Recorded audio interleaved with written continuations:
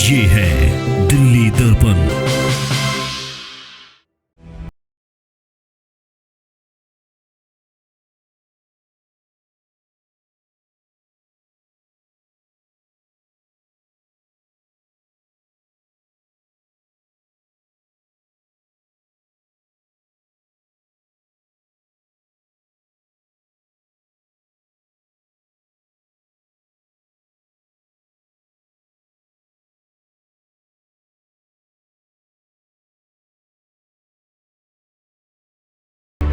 नमस्कार, दिल्ली दर्पण टीवी देख रहे हैं आप। मैं हूं राजेंद्र स्वामी।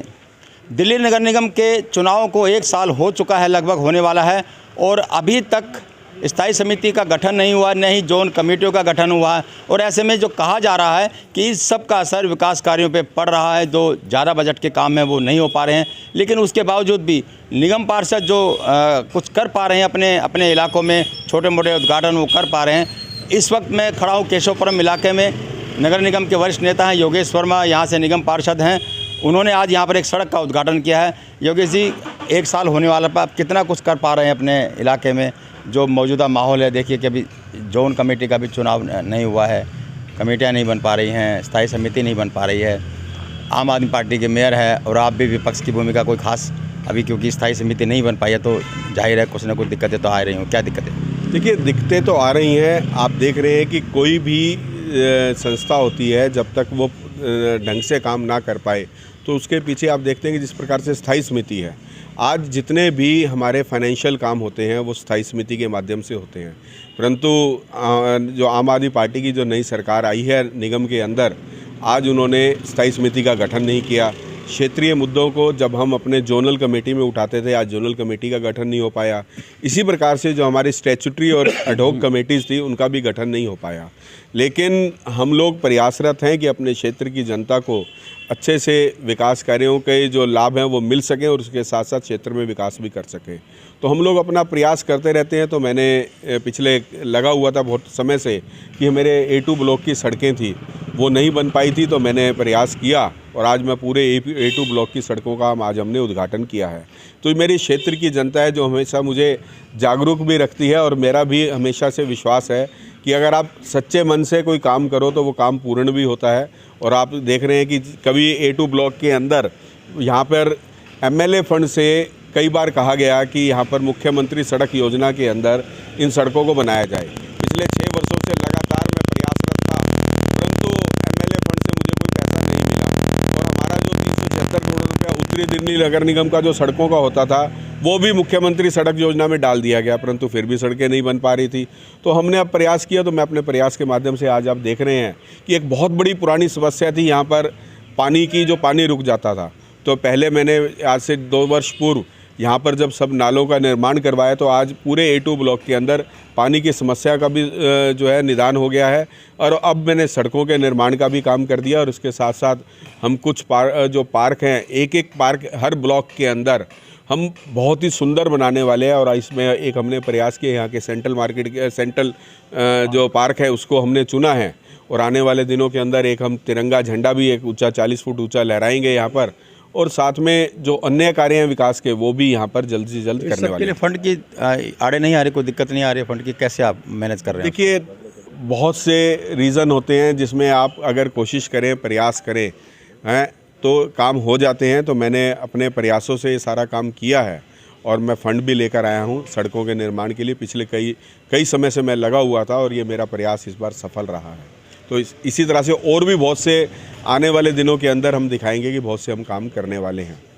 फंड का इंतजाम हो जाएगा? मतलब ऐसी क्या व्यवस्था है जो स्थायी समिति के बिना फंड का इंतजाम हो जाए? तो जरूरत क्या है स्थायी समिति की? देखिए, नहीं, ऐसा नहीं है कि स्थायी समिति की जरूरत नहीं है। अगर स्थायी समिति का गठन हो चुका होता तो और भी अधिक फंड यहाँ पर आ जाते, जिससे कि हम क्षेत्र का विकास कर पाते। क्योंकि इससे पहले क्या होता था कि जब भी फंड होते थे वो दिल्ली सरकार रोकती थी, हमारे जो फंड होते थे उनको देती नहीं थी।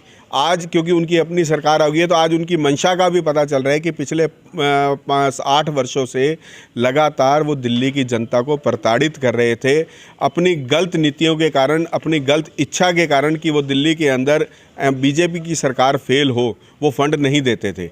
तो आज अगर हम लेकर आ पा रहे हैं तो हम इसी कारण से कर आ पा रहे हैं क्योंकि हम लोग जागरूक है अपने क्षेत्र के लिए। पहले भी हमने अब तो फंड का झगड़ा नहीं होगा क्योंकि अब तो नगर निगम में आम आदमी पार्टी है। देखिए आज भी सौतेला व्यवहार होने की उम्मीद है। बिल्कुल चल रहा है। आज आप देखोगे कि जो आम आदमी पार्टी के पार्षद है वो अपने क्षेत्रों के अंदर बहुत अधिक फंड लेकर जा रहे हैं, लेकिन आज दूसरी तरफ देखो तो अभी तक भी कर्मचारियों की जो है तनख्वाह पूरी नहीं दी जा पा रही है।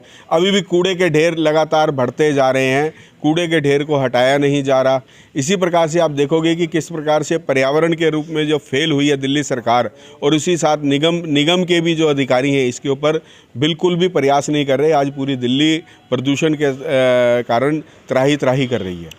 आपके जब सत्ता में आपकी सरकार थी यानी बीजेपी की सरकार थी तब अधिकारी ठीक कर रहे थे काम, अब कुछ असर पड़ा है? देखिए ऐसा है कि अधिकारियों के साथ जिस प्रकार का विद्वेष भाव से जो कार्य किए जा रहे हैं, जिस प्रकार से उनके साथ जो है बातचीत की जाती है, वो दिखता है कि आप लोग कोई भी अधिकारी से अगर काम लेना तो कानून के अनुसार तो लेंगे ना।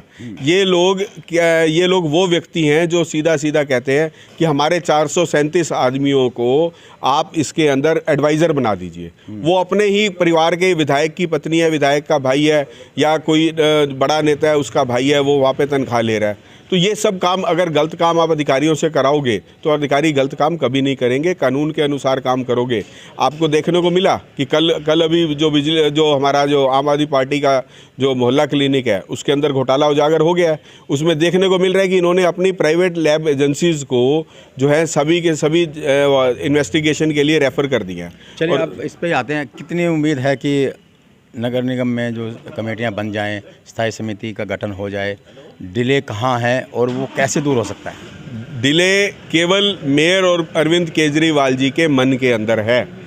किसी प्रकार की कोई रुकावट नहीं है, ना कोई ऐसा कोर्ट का ऑर्डर है जिसके कारण ये रोका गया हो। ये केवल इसलिए उनको डर सता रहा है कि स्थायी समिति के अंदर वो जीत नहीं पाएंगे। स्थायी समिति के अंदर भाजपा के जो है जो कैंडिडेट जीत जाएंगे, तो ऐसे में केवल अपने डर के कारण वो स्थायी समिति का गठन नहीं कर रहे। बीजेपी भी मांग कर सकती है, कोर्ट से कह सकती है कि भाई थोड़ा फैसला जो है कोर्ट के अंदर, क्योंकि दिल्ली के विकास कार्य प्रभावित हो रहे हैं। देखिए कोर्ट के अंदर केस डाला है आम आदमी पार्टी की सरकार ने और उन्हीं लोगों ने ही केस डाला है, तो कोर्ट के अंदर एप्लीकेशन भी वही लगा सकती है। हम तो निरंतर अपनी बात को चाहे मीडिया के माध्यम से और सब माध्यम से उठा रहे हैं और जाके रिक्वेस्ट भी कर रहे हैं कि आज जो है एकदम पंगु बनाकर रख दिया निगम को आम आदमी पार्टी की सरकार ने, तो जल्द से जल्द स्टैट्यूटरी कमेटी और एडहॉक कमेटीज़ का और स्टैंडिंग कमेटी का गठन किया जाए। अभी तक का जो रुख है क्या लग रहा है, हो पाएगा अभी जल्द निकट भविष्य में? 1 साल तो हो गया अभी तक। देखिए केजरीवाल जी अपनी जान छुड़ाते फिर रहे हैं, वो भ्रमण कर रहे हैं, वो कहते हैं जी मैं आज गुजरात का इलेक्शन लड़ने जा रहा हूं, दिल्ली के लिए उनको चिंता नहीं है। बजट को उन्होंने ये कह के रोका था। अभी तो ईडी से फुर्सत नहीं है। हाँ तो देखिए जो व्यक्ति चोर होता है ना वही भागता है। जब हमारे देश के प्रधानमंत्री मोदी जी को कांग्रेस ने एसआईटी झूठी एसआईटी गठन करके मुख्यमंत्री के रूप में जब बुलाया था गुजरात के अंदर, तो हमारे प्रधानमंत्री उस वक्त मुख्यमंत्री थे गुजरात के और वो सारा दिन बैठकर एसआईटी को सभी क्वेश्चंस का जवाब देकर आए थे। वो डरते नहीं थे, उन्होंने कोई गलत काम नहीं किया था। जो चोर होता है वो भागता है और वो इसीलिए भागते फिर रहे हैं। चलिए बिल्कुल आरोप लगा रहे हैं कि आम आदमी पार्टी अपनी जिम्मेदारी से भाग रही है। स्थायी समिति के गठन में कहीं कोई तकनीकी दिक्कत नहीं है, अगर आम आदमी पार्टी चाहे तो उसका गठन कर सकती है। हालांकि आम आदमी पार्टी के भी अपने इतर कुछ अलग दावे हैं, उनकी अपनी शिकायतें हैं, वो क्या हैं कोशिश करेंगे किसी जिम्मेदार नेता से बात करने की। राजेंद्र स्वामी, दिल्ली दर्पण टीवी। लेटेस्ट खबरों के लिए सब्सक्राइब करें हमारा YouTube चैनल या फिर लॉग ऑन करें www.delhidarpantv.com। खबरों की कवरेज और विज्ञापनों के लिए संपर्क करें।